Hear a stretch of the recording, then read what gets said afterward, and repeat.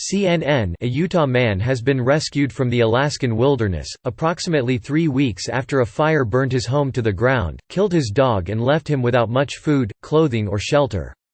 Tyson Steele, 30, was found among the rubble of his remote homestead in the Susitna Valley on Thursday morning, according to a news release from the Alaska State Troopers, after friends asked authorities to perform a welfare check after not hearing from him.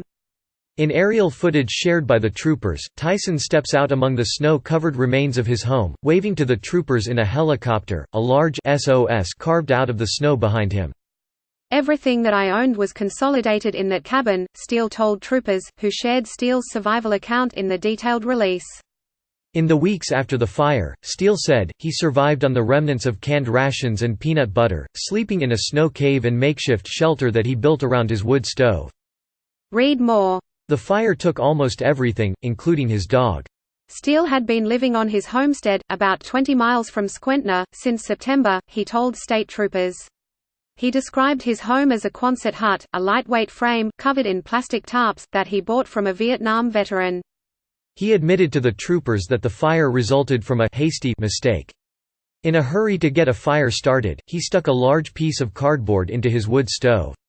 He believes a piece of the flaming cardboard went out the chimney and landed on the roof.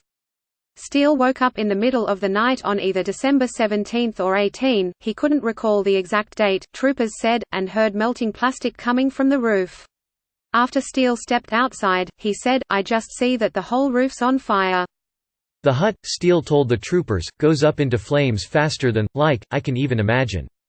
He started grabbing everything he could, including blankets and a rifle, but his real priority was his 6-year-old chocolate lab, Phil. He ordered Phil outside, and when he jumped off the bed, Steele assumed he'd left the house. But when Steele went outside, he heard Phil howling, inside. "And I thought he was not inside," he said. "I was hysterical. I have no words for what sorrow, it was just a scream," Steele told the troopers. "Just a visceral, not angry, not sad, just that's all I could express, just scream." Writing SOS in the snow. Steele didn't have much time to mourn, though, since he needed a survival plan, he said. He didn't know enough about the surrounding area, including which of the many waterways in the area would be frozen over enough to cross, Steele told the troopers. He gathered the food that survived the fire, canned goods, some beans and peanut butter, and figured he had enough food to have 2 cans a day for a month. But a lot of the food had popped open in the heat of the blaze, he said, and mixed with the smoke of his burning hut. "So it tastes like my home, just burning." Runner who suffocated mountain lion with his foot describes the attack. Steele had a crappy phone that he'd been using to check in with friends and family, but authorities said it was lost in the fire. So he hoped someone would call for a welfare check after they hadn't heard from him. If someone hadn't come by day 35, he'd set out. In the meantime, Steele slept in a snow cave before building a better shelter, using tarps and scrap lumber. He made the SOS signal in the snow, tracing it with the ash from the fire to make it stand out, he said. It was so cold, he said, that his urine would freeze in a bucket by the fire after just a few minutes.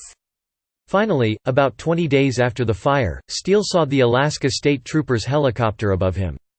Pilot Cliff Gilliland and Tactical Fight Officer Trooper Zach Johnson rescued him, the agency said. They got him a shower and brought him a meal from McDonald's. Now Steele's planning on going home to Salt Lake City, where his family lives, he told the troopers. "They've got a dog," he said.